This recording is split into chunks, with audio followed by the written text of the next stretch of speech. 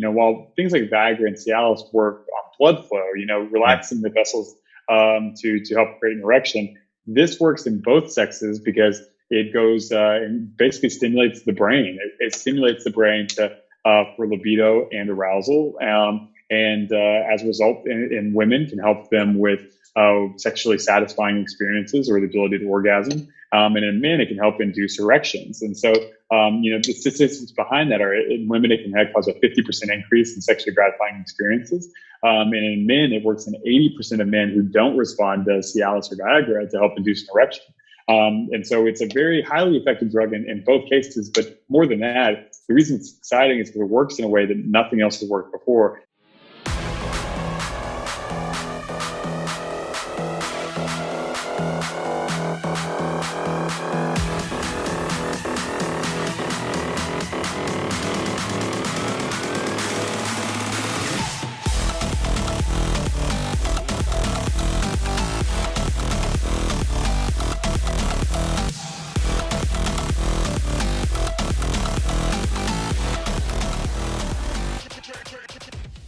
Hi, I'm Dr. Ross Carter with the Regenerative Warrior podcast. Today, we'll be talking about how peptides can help with sexual dysfunction. Absolutely. So my name is Ryan Smith. I helped found a compounding pharmacy called Tailor-Made Compounding, which specializes in peptide pharmaceuticals in the integrative space. And so here at Tailor-Made, we've done a lot of different things, but we've really tried to pioneer and educate physicians on these newer treatment strategies so they're able to help their patients with a variety of conditions and diseases. And so we've been relatively successful here at Tailor-Made. We've been the fourth fastest growing company in healthcare, the 21st fastest growing business in the United States. And it's all because we're blessed with proximity to great physicians and prescribers. And we're specifically focusing on these innovative compounds, which can really, really help people. So now there's, people are familiar with using Viagra and Cialis, and there's some things that, they can go to a doctor and get something called trimixes that they can do injectables. But those could be, they have a lot of side effects. They've been around for a while, and not a lot of people like, some of the side effects. So now there's peptides that can actually have an amazing effect on your sexual wellness, but in a different way. So can you talk about the peptides that are best to treat sexual dysfunction? Absolutely. There's one in particular, and we've referenced it maybe now a couple of times, the Bremelanotide PT-141. This product was actually created based off research on, I would say, an area of the body called the melanocortin receptor system. So a lot of people might be familiar with a product called melanotan 2. Melanotan 2 is also nicknamed, unfortunately, the Barbie drug or the spring break drug because it does really three things they found. It mainly, number one, is it increases skin pigment. So it can cause a skin tan without sun exposure. And so people were excited for that. Yeah, people were excited for that. And what they found, though, with that is it had two other effects. One was a little bit of a weight loss effect. And then the other one was increased libido and arousal. And so hence why it got its nicknames, right? This sounds like the perfect peptide.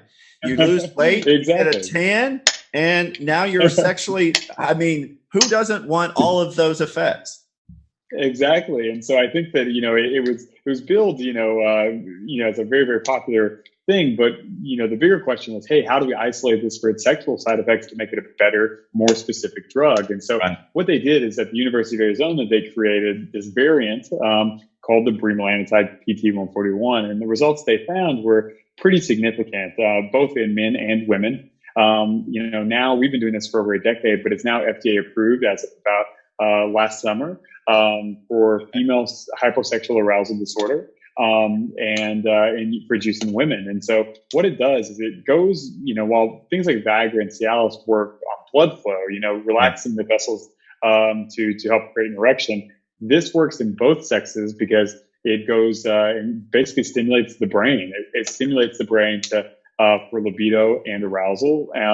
And as a result, in women, can help them with sexually satisfying experiences or the ability to orgasm. And in men, it can help induce erections. And so, the statistics behind that are in women, it can cause a 50% increase in sexually gratifying experiences. And in men, it works in 80% of men who don't respond to Cialis or Viagra to help induce an erection.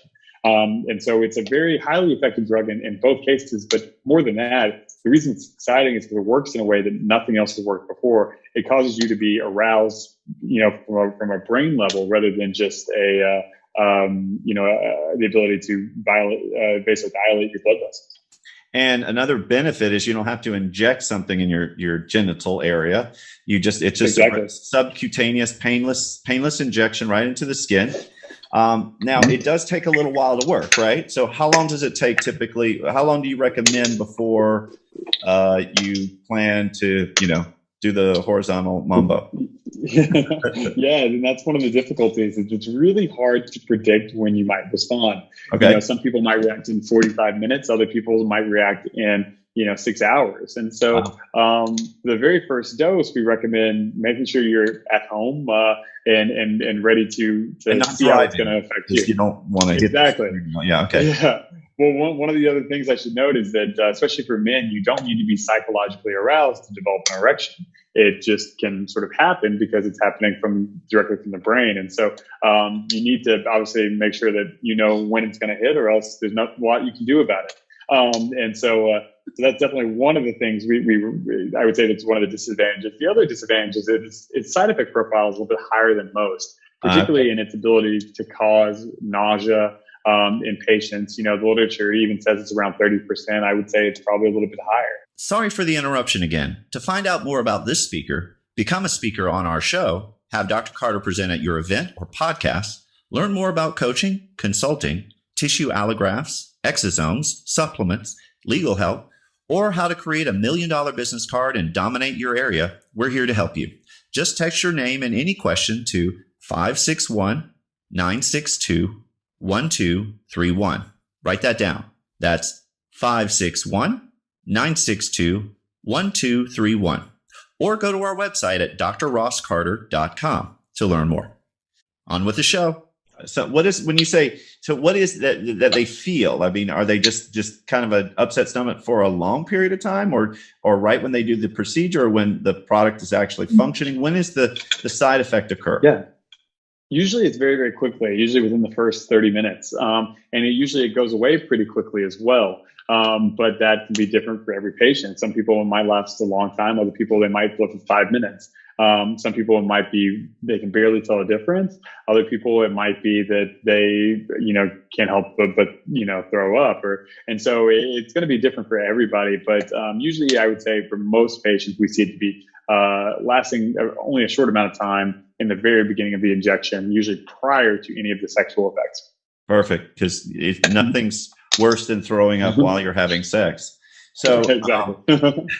So when you take this, can you use something to counteract that up front, like some kind of like a Nexium or some kind of antacid?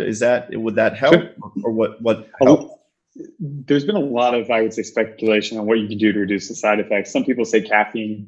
Other people say, Nexium, as you mentioned. Other people, have a variety of things that they say helps, but honestly, I've never seen something work across the board. And right. So the only thing that I would say that helps, diminish this across the board would be repeated exposures. Usually we see that the more often you do it, the less side effects you get.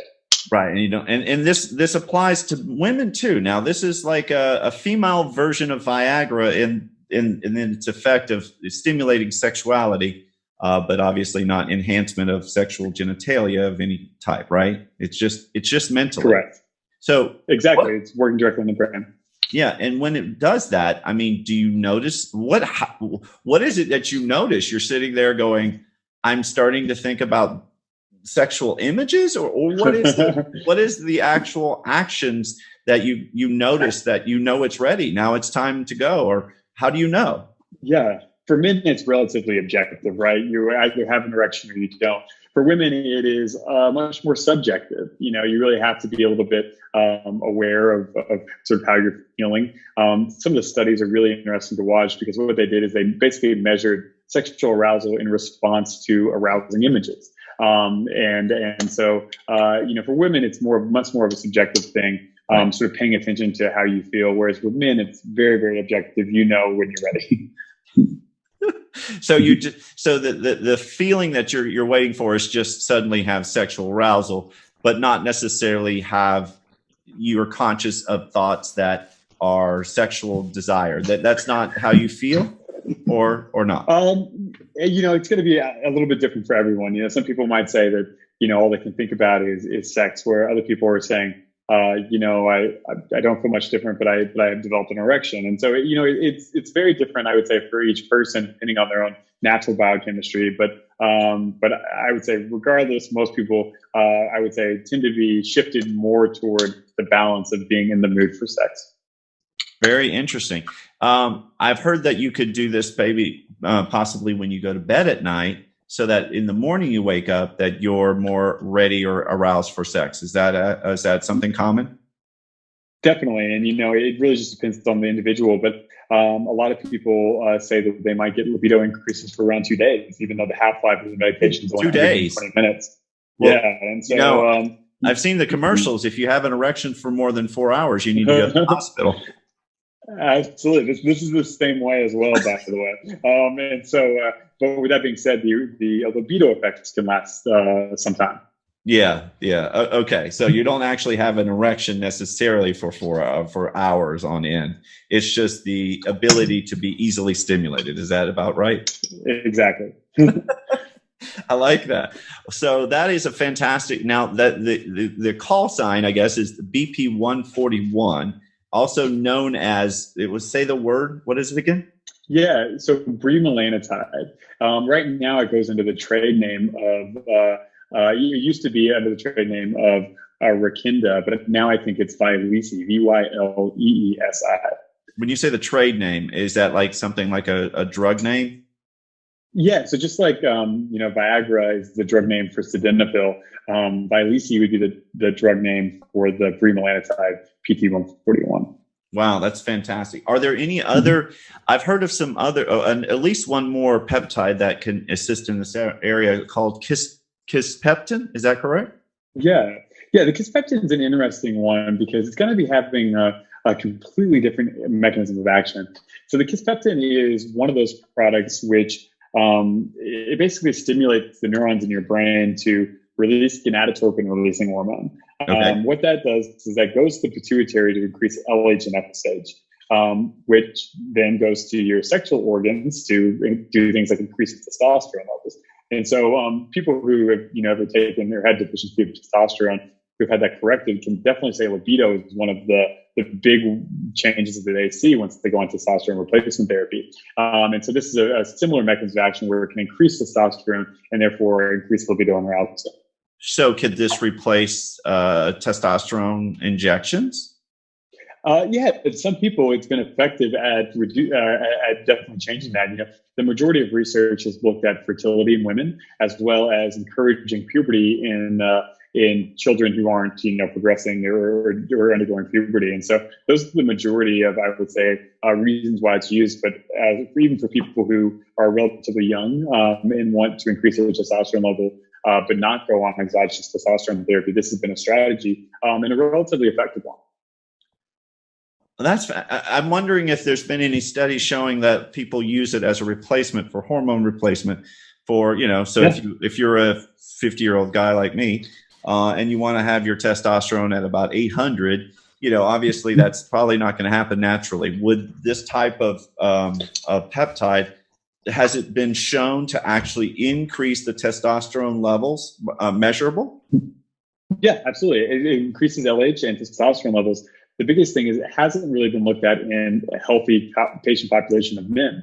And so that's changing. Actually, we're doing an IRB, Institutional Research Board study right now in combination with the International Peptide Society to look at how this affects LH and FSH as well as hormone levels such as testosterone in men who are on hormone replacement therapy as well as men who want to look at an alternative. Oh, I think that's exciting. If you put those two together, I think you've got to, if you enhance your sexual, libido, combine it with the ability, the hormones to back it up, I think you've got a powerful combination. Absolutely, and that is exactly what we hope to prove. And so, we're always trying to be at the forefront of learning more about these products and seeing how we can help patients in clinical settings. And this is another great example. And actually, there's already new versions of the PT-141 in development, which have less side effect profile and more efficacy, maybe even done as a nasal spray. And so, again, the peptides are growing and constantly expanding. And so, we always recommend for anyone who's interested, again, to pay attention and definitely pay attention to the new developments.